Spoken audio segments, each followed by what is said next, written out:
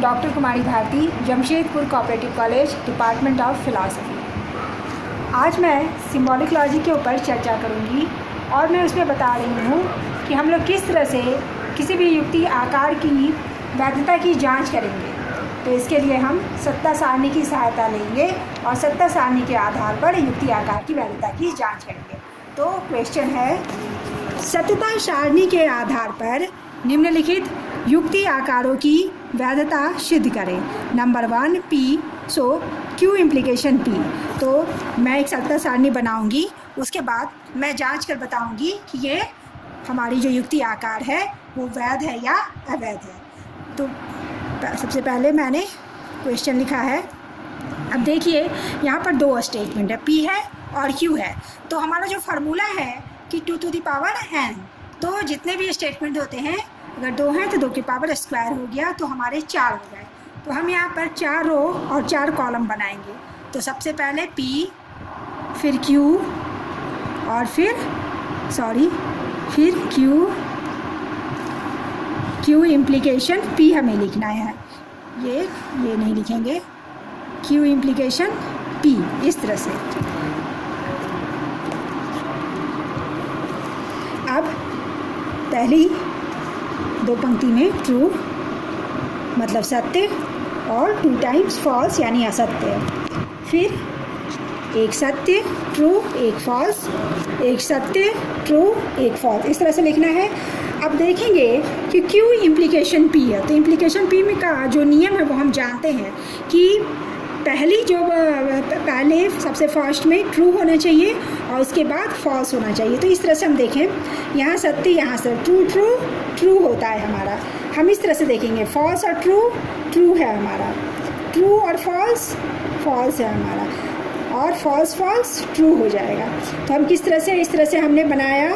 और Q implication P हम इस तरह से निष्कर्ष निकालते हैं। तो यहाँ मैंने एक खास बात थी कि Q इम्प्लीकेशन P यानी इम्प्लीकेशन का रूल होता है कि पहला जब हमारा ट्रू हो और दूसरी पंक्ति में F है तो हमारा वो फॉल्स होता है। तो Q इम्प्लीकेशन, पहले मैंने Q वाली पंक्तियों को देखा और उसके बाद फिर P वाली को।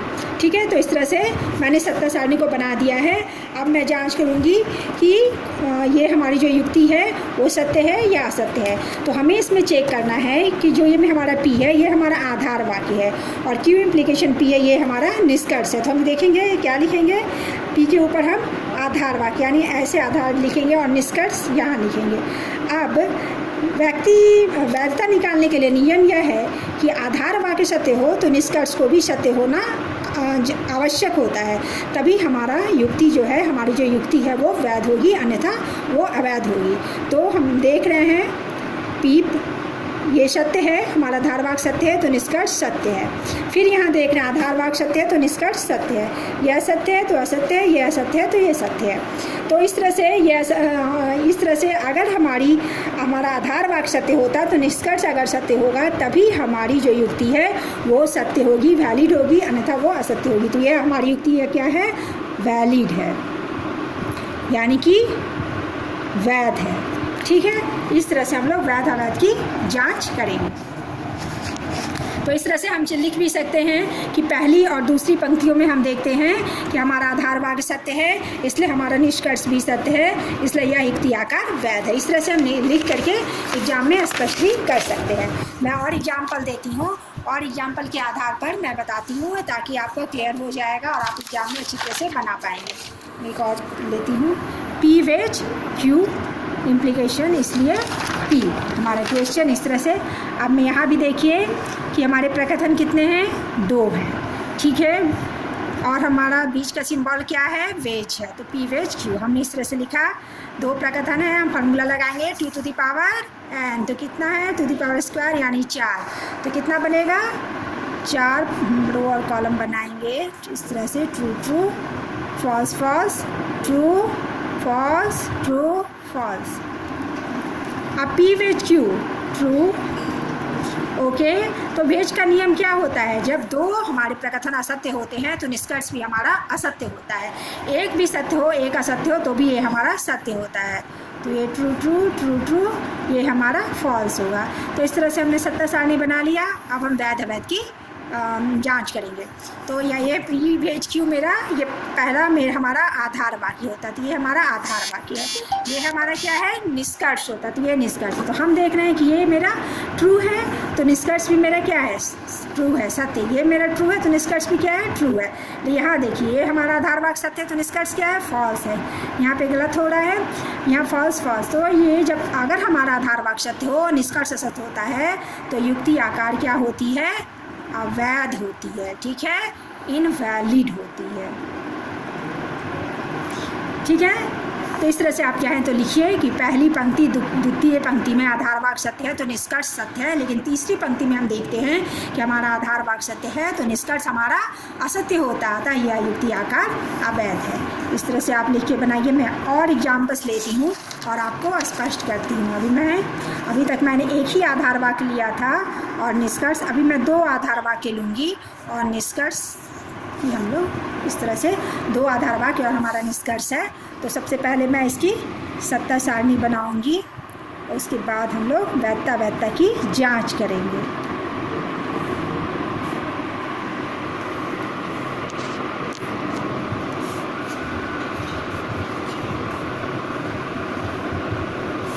तो ट्रू ट्रू, फॉल्स फॉल्स,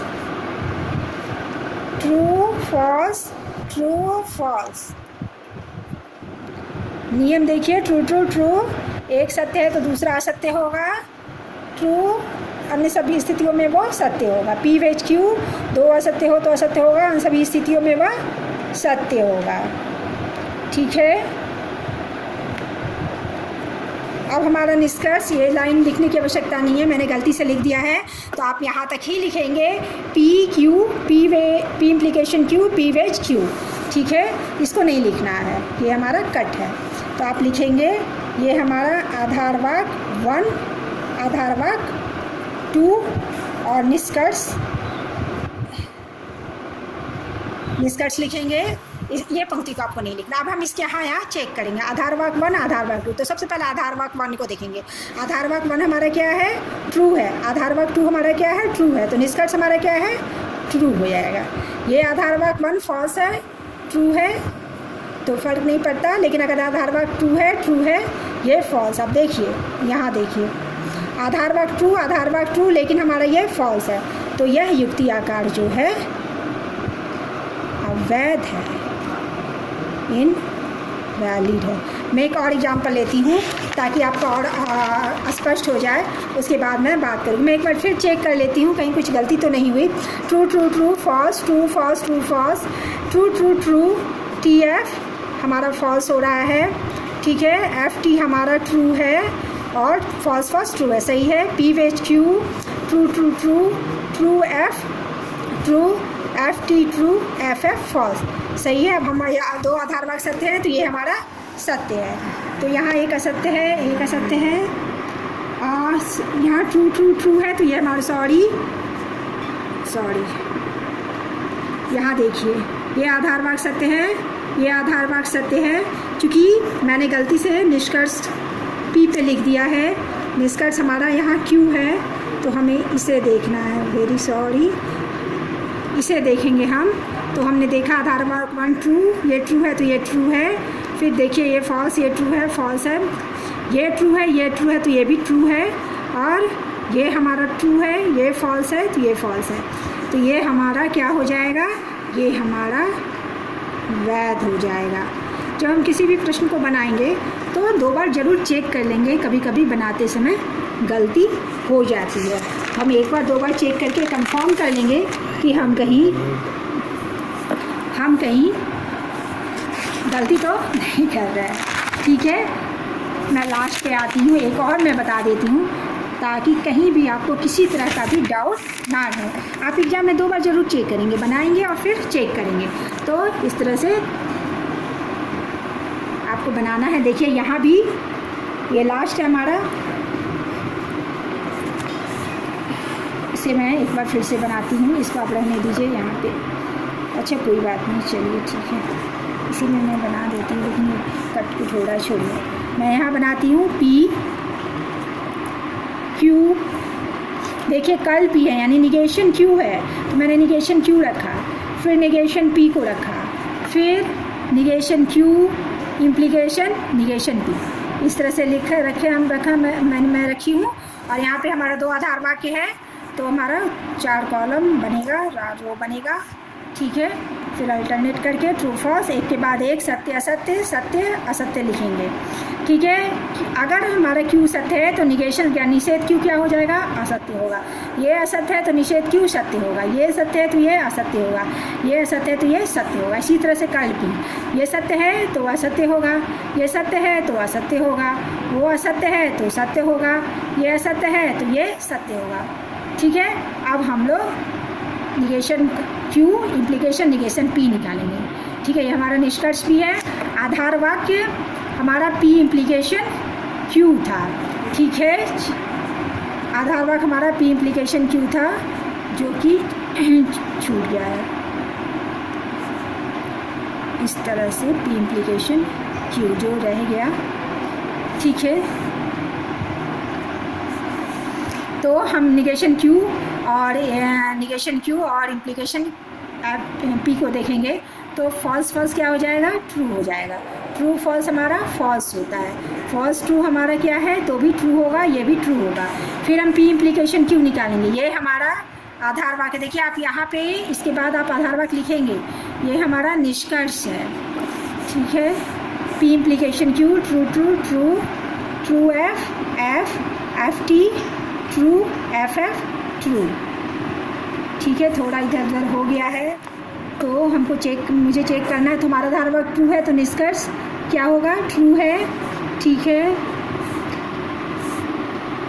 ये फॉल्स है, आधार वाक्य फॉल्स है तो निष्कर्ष भी फॉल्स है, ये ट्रू है तो ये भी ट्रू है, ये यहाँ आधार वाक्य ट्रू है तो ये ट्रू है, ये हमारा वैध है, ठीक है, वैलिड है। देखिए इसको मैं स्पष्ट रूप से एक बार लिखती हूँ, वहाँ जगह की कमी से थोड़ा सा एक जगह घचपच हो गया है, थोड़ा सा मैं एक बार आपको फिर से दिखा देती हूँ। मैंने हर एक तरह के एग्जाम्पल्स को लेकर आपको समझाने की कोशिश की, ठीक है। आप एक बार फिर से देखिए, मैं इसको अच्छे से बना रही हूँ एक बार फिर से।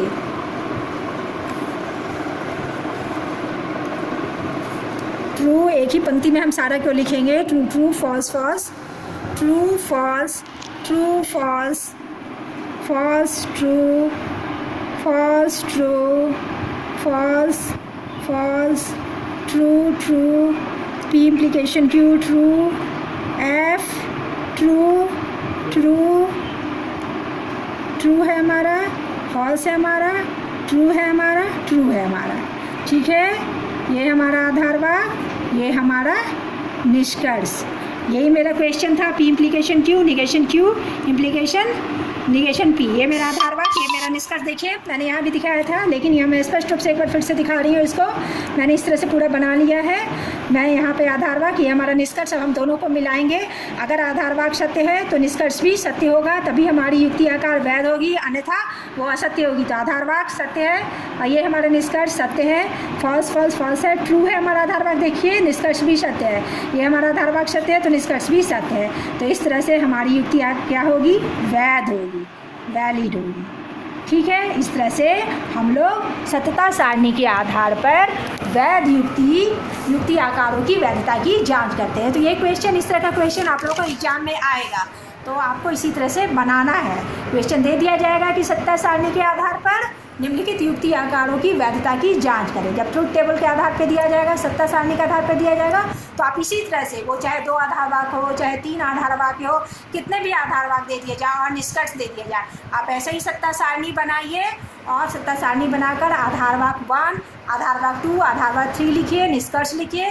और अगर बस एक ही बात याद रखना है कि आधार वाक्य सत्य हो तो हमारा निष्कर्ष भी सत्य होगा। अगर आधार वाक्य सत्य है और निष्कर्ष भी सत्य है तो हमारी जो युक्ति आकार है वैध है, अन्यथा वह सभी स्थितियों में अवैध होगी। मैं उम्मीद करती हूँ कि आप लोगों को समझ में आया होगा। Okay, thank you, bye.